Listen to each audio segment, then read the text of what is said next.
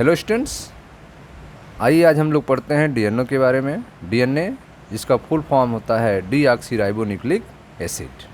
ठीक है, DNA deoxyribonucleic acid. DNA was first discovered by F mixture in 1869 from पस cell as nucleon. ठीक है, तो आप देख रहे हैं कि डीएनए को जो सबसे पहले डिस्कवर किया था वह साइंटिस्ट थे एफ मिक्सचर, जो कि 1869 में डिस्कवर किए थे। और कहाँ से डिस्कवर किए थे? पस सेल से। पस सेल से इन्होंने डीएनए का डिस्कवरी की थी और उस समय इन्होंने इसका नाम न्यूक्लियन रखा था। ठीक है, मिक्सचर ने इसका नाम न्यूक्लियन रखा था। डीएनए का स्ट्रक्चर कैसा होता है? DNA is long unbranched spirally coiled in eukaryotes. ठीक है, यूकैरियोट्स में अगर डीएनए देखा जाए तो यूकैरियोट्स में डीएनए का स्ट्रक्चर जो है वह लॉन्ग होता है, अनब्रांच होता है। ठीक है, लंबा होता है और उसमें कोई ब्रांच नहीं होते हैं, अनब्रांच होता है। स्पायरली क्वाइल्ड, ठीक है, यह स्पायरल रूप से क्वाइल्ड होता है। किसमें? यूकैरियोट्स में। And circular in prokaryotes. Prokaryotes में जो डीएनए होते हैं वे कैसे होते हैं? सर्कुलर होते हैं, जबकि यूकैरियोट में कैसे होते हैं? स्पायरली क्वाइल्ड होते हैं। ठीक, circular in prokaryote as well and in mitochondria and plastid. ठीक है, तो आप देख रहे हैं कि माइटोकॉन्ड्रिया और प्लास्टिक में भी डीएनए पाए जाते हैं जो कि सर्कुलर होते हैं। तो सर्कुलर डीएनए यूकैरियोट्स में, प्रोकैरियोट्स में पाए जाते हैं। उसके साथ साथ यह माइटोकॉन्ड्रिया और प्लास्टिड्स में भी पाए जाते हैं। ठीक, जबकि यूकैरियोट्स में जो डीएनए होते हैं वे लॉन्ग अनब्रांच स्पायरली क्वाइल्ड होते हैं। ठीक, अब डीएनए के बारे में डिटेल देखते हैं। डीएनए को अगर हम पार्शियली हाइड्रोलाइसिस करें, ठीक है, डीएनए को अगर हम पार्शियली हाइड्रोलाइसिस करें तो डीएनए टूटेगा न्यूक्लियोटाइड्स में। ठीक है, डीएनए से हमें क्या मिलेगा? न्यूक्लियोटाइड्स मिलेगा, डीऑक्सीराइबोटाइड्स। ठीक है, न्यूक्लियोटाइड्स अर्थात डीऑक्सीराइबोटाइड्स।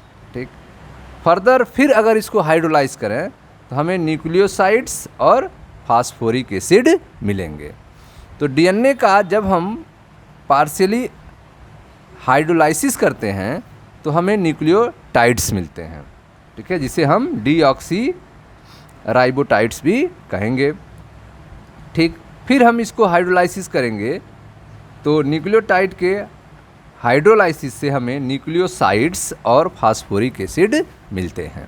ठीक, जो न्यूक्लियोसाइड्स मिले हैं फर्दर अगर यह 2 पार्ट से मिलकर बने होंगे, नाइट्रोजन बेस और डीऑक्सीराइबोस शुगर।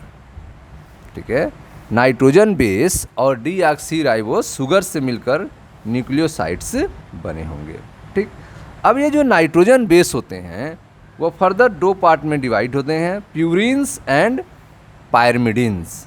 ठीक, प्यूरिन्स में एडेनिन एंड ग्वानिन आते हैं और पायरिमिडिन्स में साइटोसिन एंड थायमिन्स आते हैं। ठीक, तो आप देख रहे हैं कि जो डीएनए है वह पार्शियली हाइड्रोलाइसिस होने पर न्यूक्लियोटाइड्स में टूटता है और न्यूक्लियोटाइड्स को फिर से अगर हाइड्रोलाइज करें तो न्यूक्लियोसाइड और फास्फोरिक एसिड मिलेगा। न्यूक्लियोसाइड जो हैं 2 पार्ट से मिलकर बने हैं, नाइट्रोजन बेस और डीऑक्सीराइबोस शुगर। और नाइट्रोजन बेस भी 2 प्रकार के हैं, प्यूरिन एंड पायरिमिडिन्स। ठीक है, प्यूरिन्स में आपका एडेनिन एंड ग्वानिन है और पायरिमिडिन्स में साइटोसिन एंड थायमिन है। ठीक, अब इसके आगे देखते हैं, डिटेल में इसका अध्ययन करते हैं। तो आप देखें, it is micromolecule of high molecular wait.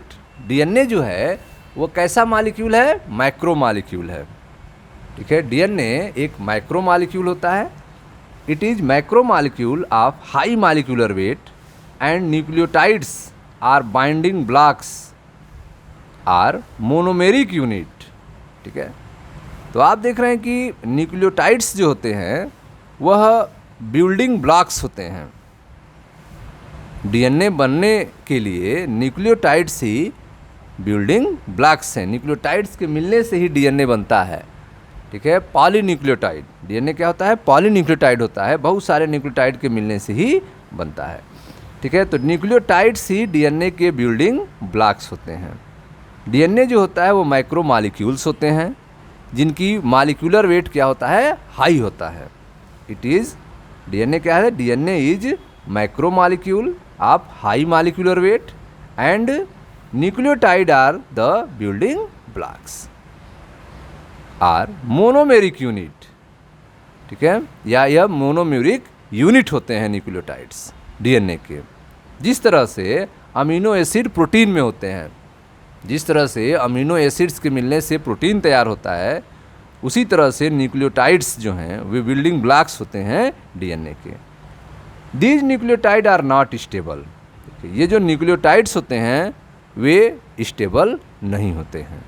These nucleotides are not stable but can be further hydrolysed to purine and pyrimidine base, sugar and phosphoric acid, ठीक है।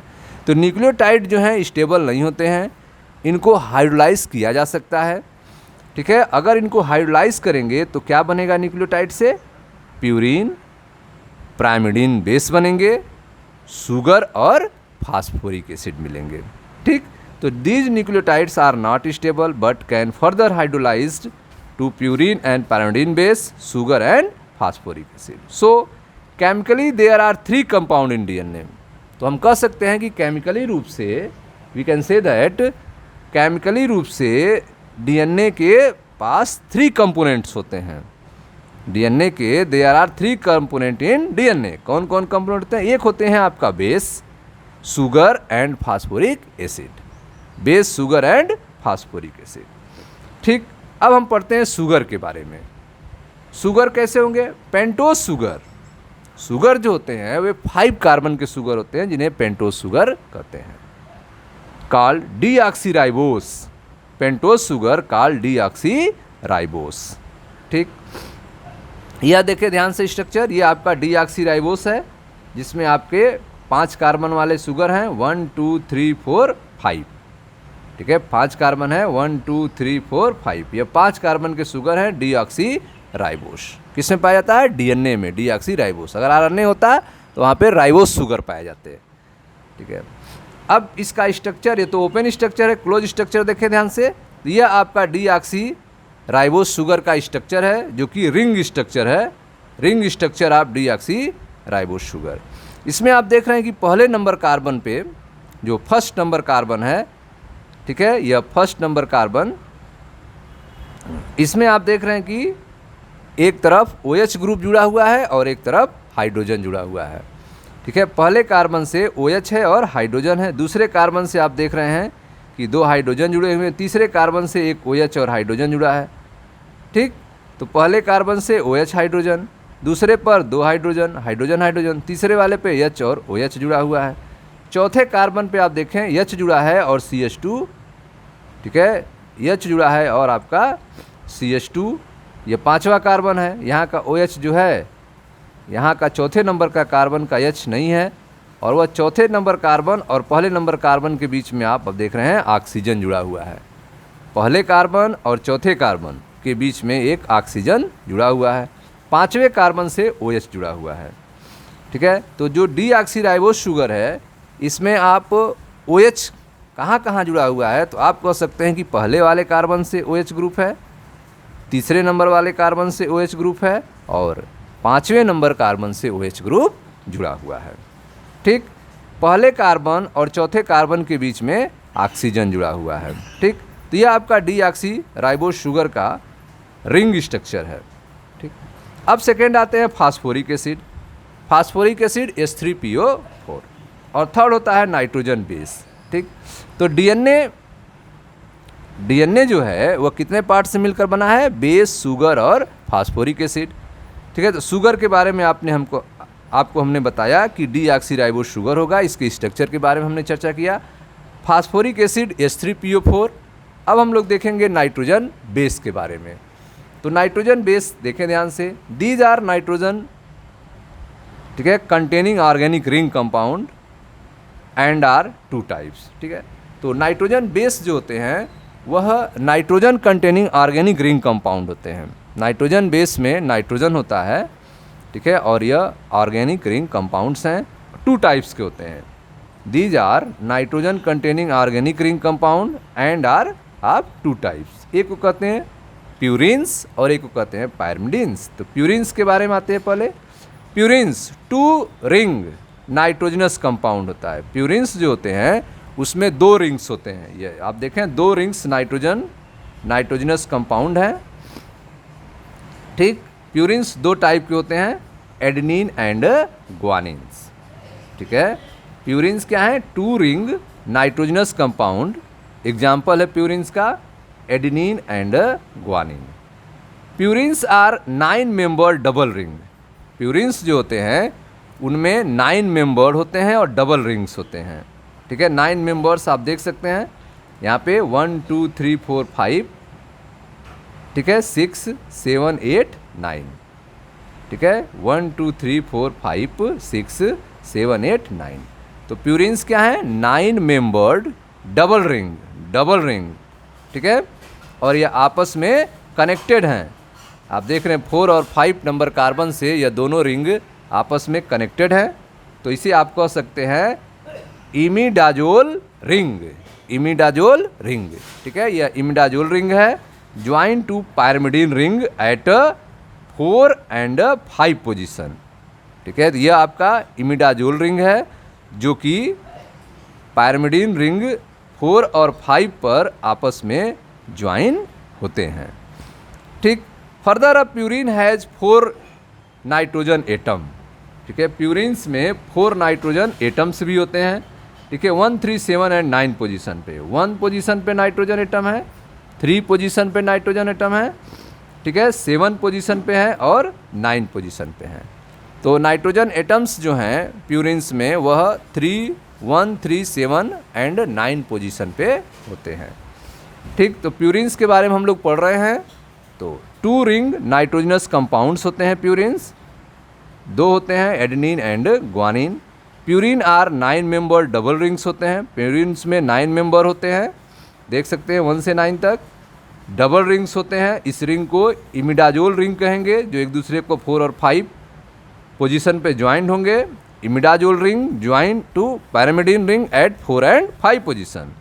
ठीक, further a purine has 4 nitrogen atom 1 3 7 and 9 position. ठीक, अब आते हैं हम pyrimidines के structure के बारे में चर्चा करते हैं।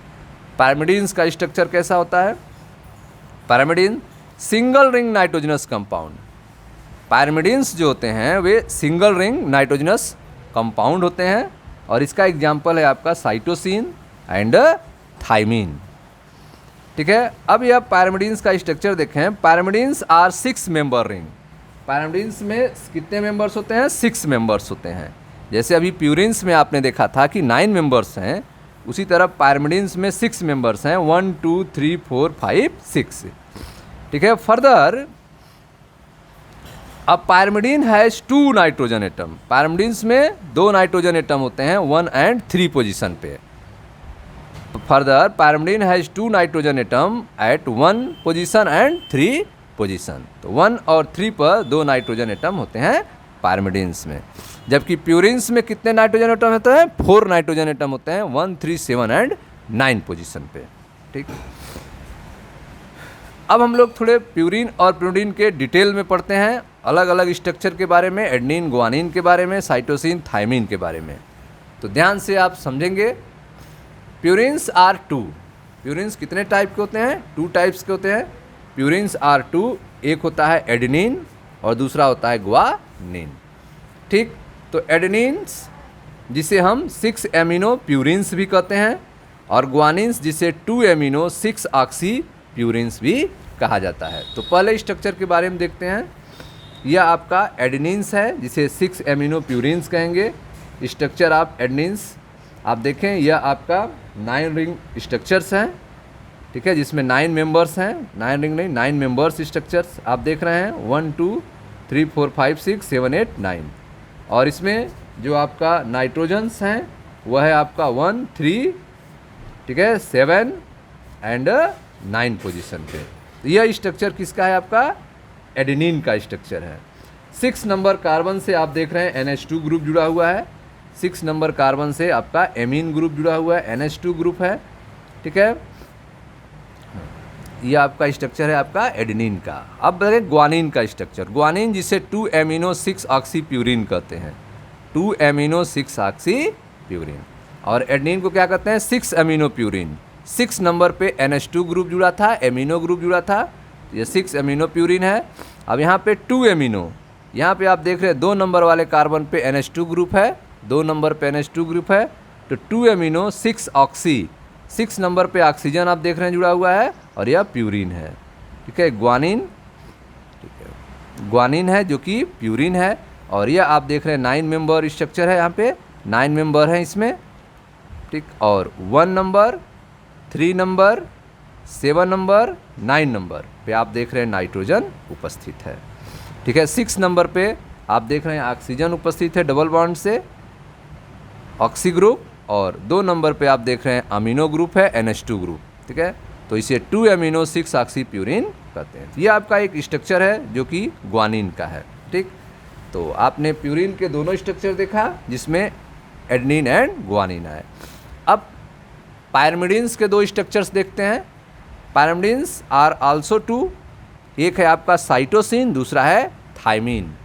साइटोसिन जिसे आप 6 एमिनो 2 ऑक्सी पायरिमिडिन कहेंगे। यह स्ट्रक्चर देखें साइटोसिन्स का, जो कि 6 मेंबर्स स्ट्रक्चर्स हैं, जिसमें 6 नंबर पे आप देख रहे हैं एमिनो ग्रुप जुड़ा हुआ है, NH2 ग्रुप 6 नंबर पे, और 2 नंबर पे आप देख रहे हैं ऑक्सी ग्रुप है।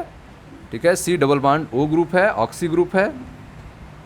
ठीक, और फर्स्ट नंबर पे, थर्ड नंबर पे, ठीक है, फर्स्ट नंबर, थर्ड नंबर पे रिंग में आप देख रहे हैं नाइट्रोजन उपस्थित है। तो फर्स्ट और 3 पर नाइट्रोजन उपस्थित हैं। 2 नंबर वाले कार्बन से ऑक्सी ग्रुप है, 6 नंबर वाले कार्बन से अमीनो ग्रुप है। तो इसका जो नेम है आपका 6 एमिनो 2 ऑक्सी पायरिमिडिन्स। ठीक है, ये आपका स्ट्रक्चर किसका है? साइटोसिन का। ठीक, अब नेक्स्ट स्ट्रक्चर है थाइमिन का। थाइमिन का स्ट्रक्चर आप देखें जिसमें 2 और 6 पोजीशन पे, 2 पोजीशन पे और 6 पोजीशन पे ऑक्सी ग्रुप जुड़ा हुआ है, C डबल बॉन्ड O। तो दूसरे और छठवें कार्बन से C double bond O group जुड़ा हुआ है, ऑक्सी ग्रुप, और 5 नंबर वाले कार्बन से CH3 मेथाइल ग्रुप जुड़ा हुआ है, मेथिल। ठीक है, मेथाइल। ठीक, बाकी आप देख रहे हैं कि 1 नंबर से नाइट्रोजन है रिंग में, और 3 नंबर से नाइट्रोजन है रिंग्स में। ठीक है, तो 2 6, 2 नंबर पे, 6 नंबर पे 2 6 ऑक्सी 5 मिथाइल प्राइमिडीन। ठीक है, 2 6 ऑक्सी 5 मिथाइल पायरिमिडिन्स। यह स्ट्रक्चर किसका है? थाइमिन का। ठीक, तो आप बेस के स्ट्रक्चर को पढ़ चुके हैं, जिसमें नाइट्रोजन बेस में हमने प्यूरिन और pyrimidine के बारे में देखा, adenine, guanine, cytosine and thymine के बारे में। ठीक, अब हम आगे देखते हैं, ध्यान से आप समझेंगे।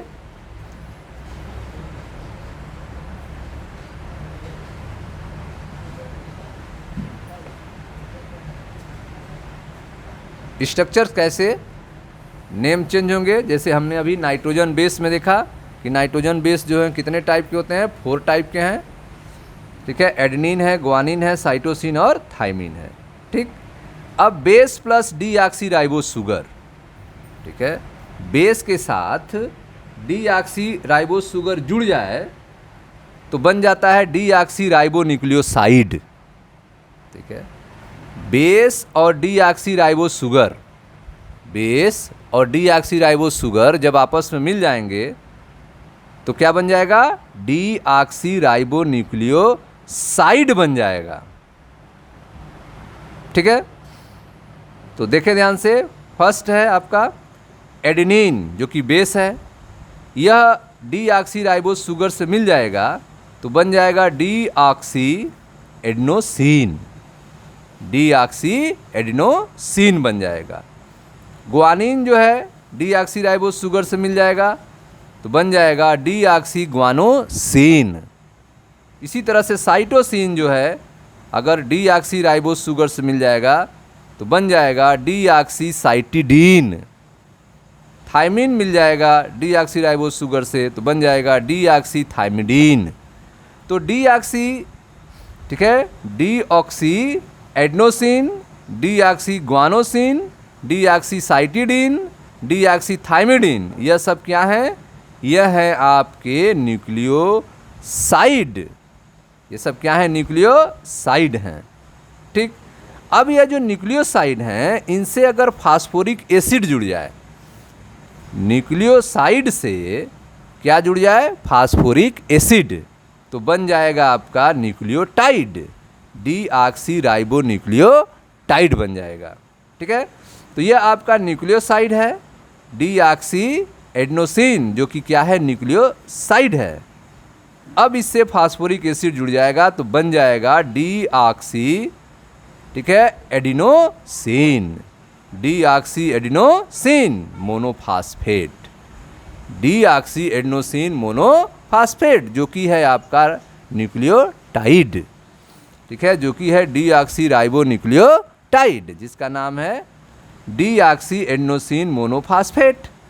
ठीक है, तो अगर डीऑक्सी ग्वानोसिन से फास्फोरिक एसिड जुड़ जाए तो डीऑक्सी ग्वानोसिन मोनोफास्फेट बनेगा। इसी तरह से अगर डीऑक्सी साइटिडीन से फास्फोरिक एसिड जुड़ जाए तो डीऑक्सी साइटिडीन मोनोफास्फेट बनेगा। ठीक है, उसी तरह से डीऑक्सी थाइमिडीन से फास्फोरिक एसिड जुड़ेगा तो डीऑक्सी थाइमिडीन मोनोफास्फेट बनेगा। ठीक, तो यह जो आपका deoxy adenosine monophosphate, deoxy guanosine monophosphate, deoxy cytidine monophosphate, deoxy thymidine monophosphate, यह सब हैं आपके न्यूक्लियोटाइड। ये सब क्या हैं? डीऑक्सी न्यूक्लियोटाइड हैं।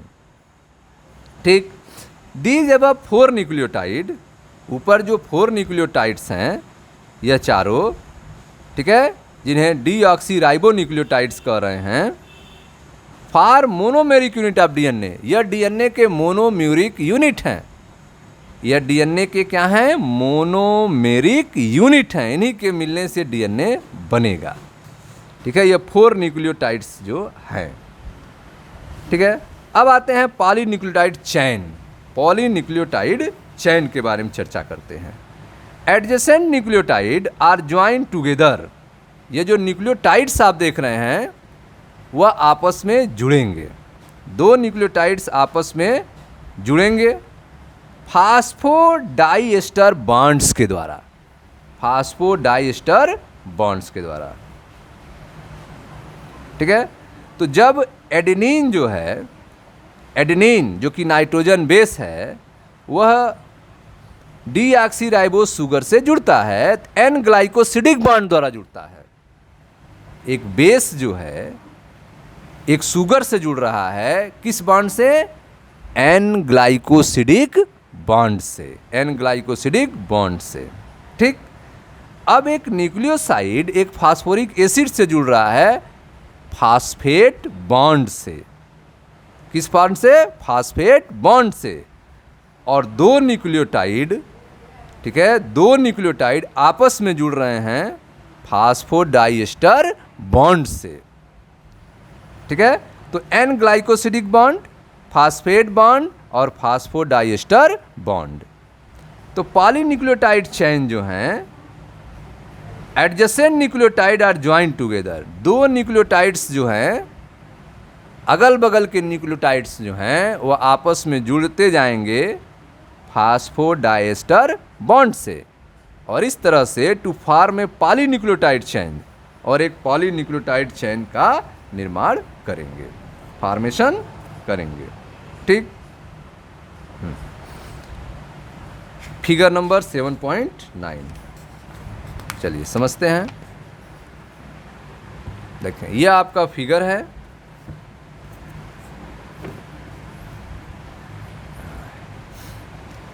स्ट्रक्चर ऑफ पॉलीन्यूक्लियोटाइड चेन, यह एक पॉलीन्यूक्लियोटाइड चेन का स्ट्रक्चर आप देख रहे हैं, जिसकी पोजीशन है 3 to 5, 3 to 5। यह इसका 3 इंड है। ठीक है, इसका 3 इंड है, जो कि आप देख रहे हैं 3 इंड है, जो कि OH ग्रुप है। 3 इंड पे आपका OH ग्रुप है। ठीक है, और 5 इंड पे आप देख रहे हैं फास्फोरिक ग्रुप है, फास्फेट ग्रुप है। जो 5 इंड है वहाँ पर आपका फास्फेट ग्रुप है। ठीक, अब यहाँ पे आप देख रहे हैं यह आपका शुगर रिंग है, यह आपका शुगर रिंग है। शुगर रिंग से नाइट्रोजन बेस जुड़े हुए हैं। पहले कार्बन के हाइड्रॉक्सिल ग्रुप की जगह पे नाइट्रोजन बेस जुड़ जाते हैं एन ग्लाइकोसिडिक बॉन्ड के द्वारा, एन ग्लाइकोसिडिक बॉन्ड के द्वारा, पहले कार्बन से एन ग्लाइकोसिडिक बॉन्ड के द्वारा नाइट्रोजन बेस जुड़ जाते हैं। और ठीक पाँचवें कार्बन से, ठीक है, पाँचवें कार्बन से OH ग्रुप की जगह पे जुड़ जाते हैं फास्फोरिक एसिड फास्फेट बॉन्ड के द्वारा। ठीक है, पाँचवें कार्बन से OH ग्रुप की जगह पे फास्फेट ग्रुप जुड़ गया है, ठीक है, फास्फेट बॉन्ड के द्वारा।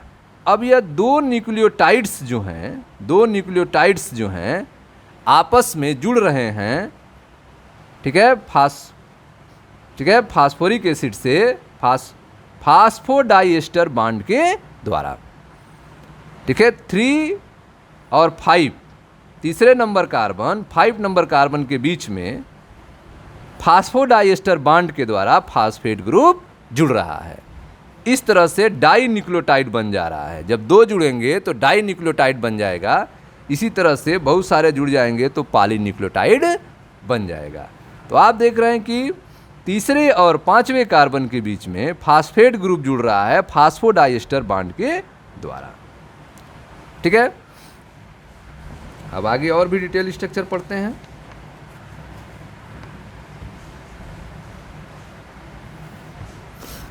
देखिए ध्यान से। हाँ, तो आपने देखा पॉलीन्यूक्लियोटाइड चेन के बारे में। हाँ, तो adjacent nucleotide are join together by phosphodiester bond. ठीक है, अगल बगल के जो न्यूक्लियोटाइड्स हैं वो फास्फोडाइएस्टर बॉन्ड के द्वारा जुड़ते हैं और एक पॉलीन्यूक्लियोटाइड चेन का निर्माण करते हैं to form a polynucleotide chain manner, जैसा कि हमने फिगर में दिखाया था। इन ए न्यूक्लियोटाइड, न्यूक्लियोटाइड के अंदर nitrogen base is attach, nitrogen base जो है वो अटैच होता है to deoxyribose sugar at carbon 1 position पे। नाइट्रोजन बेस जो है न्यूक्लियोटाइड में, नाइट्रोजन बेस जो है वह डीऑक्सीराइबोस शुगर के कार्बन 1 पोजीशन पे जुड़ता है एन ग्लाइकोसिडिक बॉन्ड के द्वारा, एन ग्लाइकोसिडिक बॉन्ड के द्वारा। And phosphoric acid is attach eight carbon 5 of sugar, और फास्फोरिक एसिड जो है वह कार्बन 5 पोजीशन पे शुगर के जुड़ता है फास्फेट बॉन्ड के द्वारा। ठीक है, इसी तरह से similarly in a polynucleotide chain, polynucleotide chain में एडजेसेंट न्यूक्लियोटाइड, दो न्यूक्लियोटाइड अगल बगल के are join together by phosphodiester bond between carbon 3 and carbon 5 of different deoxyribose sugar to adjacent nucleotide. ठीक है, तो आप देख रहे हैं कि दो डीऑक्सीराइबोस शुगर जो कि अगल बगल हैं, एडजेसेंट न्यूक्लियोटाइड हैं, एक का कार्बन 3 और दूसरे का कार्बन 5 पोजीशन के बीच में फास्फोडाइएस्टर बॉन्ड के द्वारा फास्फोरिक एसिड जुड़ता है। ठीक है, तो आपने देखा in nucleotide nitrogen base is attach to deoxyribose sugar at carbon 1 and phosphoric acid is attached at carbon 5 of sugar. Similarly, in a polynucleotide chain, adjacent nucleotide are joined together by phosphodiester bond between carbon 3 and carbon 5 of different deoxyribose sugar of two adjacent nucleotide. Further, one end of polynucleotide chain has sugar residue. ठीक है, one end अगर अब देखा जाए polynucleotides का तो वहां पर शुगर रेसिड्यू होगा with carbon 3 not link to another nucleotide, carbon 3 position से कोई न्यूक्लियोटाइड नहीं जुड़ा होगा, and other end with sugar residue with carbon 5 not link, और दूसरे इंड पे आप देखेंगे कि कार्बन 5 पे जो है कोई नहीं जुड़ा हुआ है। These are name 3 end and 5 end. इसी को क्या कहेंगे? 3 end and 5 end, 3 and 5 prime end कहेंगे इनको आप polynucleotide chain respectively. This chain is not straight but helical in structure. ठीक है, यह चेन जो है स्ट्रेट नहीं होते हैं लेकिन स्ट्रक्चर में कैसे होते हैं? हेलिकल होते हैं। तो अभी अभी आपने कहा कि जो 5 इंड है कार्बन का, वह 5 इंड में आप देख रहे हैं कि फास्फेट ग्रुप जुड़ा हुआ है 5 इंड पे, और 3 इंड पे जो आप देख रहे हैं हाइड्रॉक्सिल ग्रुप जुड़ा हुआ है। 3 इंड पे जो है आपका हाइड्रॉक्सिल ग्रुप जुड़ा है। यह 3 इंड है आपका, और यह ऊपर वाला जो है आपका 5 इंड है। ठीक, अभी आपने देखा नाइट्रोजन बेस जो है वह कार्बन 1 से जुड़ा रहता है एन ग्लाइकोसिडिक बॉन्ड द्वारा। ठीक है, और कार्बन, ठीक है, 3 पोजीशन पे और कार्बन के 5 पोजीशन पे कार्बन एक, ठीक है, एक डीऑक्सीराइबोस शुगर और दूसरे डीऑक्सीराइबोस शुगर के, तो एक डीऑक्सीराइबोस शुगर के 3 पोजीशन पर और दूसरे डीऑक्सीराइबोस शुगर के 5 पोजीशन के बीच में फास्फोडाइएस्टर बॉन्ड से फास्फेट ग्रुप जुड़ा रहता है। ठीक, इस तरह से आपने 3 और 5 के बीच में, 2 शुगर के बीच में फास्फोडाइएस्टर बॉन्ड द्वारा जुड़ा रहता है, और नाइट्रोजन जो है वह पहले वाले कार्बन से जुड़ा रहता है। ठीक, फिर आपने देखा कि जो लास्ट इंड होता है वह 3 नंबर कार्बन के हाइड्रॉक्सिल इंड होता है, जो लास्ट इंड है, और 5 नंबर कार्बन से फास्फेट ग्रुप जुड़ा हुआ है जो कि लास्ट इंड है। चलो, तो अभी अभी आपने स्ट्रक्चर के बारे में समझा, जिसमें आपने देखा कि न्यूक्लियोटाइड के अंदर नाइट्रोजन बेस जो हैं वो अटैच होते हैं डीऑक्सीराइबोस शुगर के कार्बन 1 पोजीशन पे, and phosphoric acid is attach carbon 5 of sugar. ठीक है, तो फास्फोरिक एसिड जो होता है वो कार्बन 5 से अटैच होता है। इसी तरह से similarly in a polynucleotide chain adjacent nucleotide are joined together by phosphodiester bond between carbon 3 and carbon 5 of different deoxyribose sugar to adjacent nucleotide. Further, one end of the polynucleotide chain has a sugar residue carbon 3 not linked to another nucleotide and other end with sugar residue carbon 5 not linked. ठीक है, तो आप देख रहे हैं पॉलीनुक्लियोटाइड chain का एक किनारा जो है, जो 3 इंड है वहाँ से नहीं कुछ जुड़ा हुआ है, और एक 5 इंड है कार्बन 5 का जहाँ से कुछ नहीं जुड़ा है, जिसको हम these are name 3 end and 5 end, जिसको हम 3 इंड और 5 इंड कहते हैं। 3 एंड 5 प्राइम इंड्स भी कहा जाता है इनको। A polynucleotide chain respectively, this chain is not straight but helical structure. Polynucleotide chain जो है वो स्टेट नहीं होता है, कैसा होता है, हेलिकल स्ट्रक्चर में होता है। ओके स्टूडेंट्स, मिलते हैं नेक्स्ट वीडियो में जहां हम लोग चर्चा करेंगे double helix structure of DNA के बारे में।